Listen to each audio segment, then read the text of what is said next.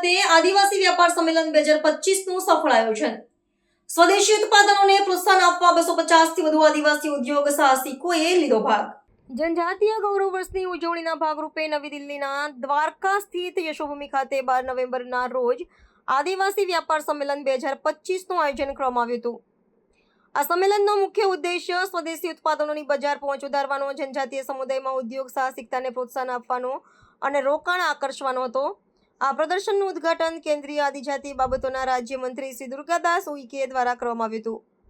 આદિજાતિ બાબતોના મંત્રાલય, વાણિજ્ય અને ઉદ્યોગ મંત્રાલયના ઉદ્યોગ અને આંતરિક વેપાર સંવર્ધન વિભાગ DPIIT તથા સંસ્કૃતિ મંત્રાલય દ્વારા સંયુક્ત રીતે આયોજિત આ સંમેલનમાં દેશભરના 250 થી વધુ આદિવાસી ઉદ્યોગ સાહસિકો, 150 પ્રદર્શકો અને 100 થી વધુ આદિવાસી નવ ઉદ્યોગોએ ભાગ લીધો હતો.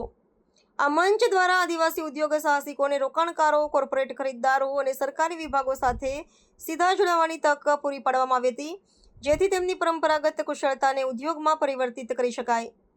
શ્રી દુર્ગાદાસ ઉઇકેએ તેમના ઉદ્ઘાટન સંબોધનમાં જણાવ્યું કે આ સંમેલન આદિવાસી ઉદ્યોગ સાહસિકોને રાષ્ટ્રીય મુખ્યધારામાં લાવવા માટે સરકારની પ્રતિબદ્ધતા દર્શાવે છે.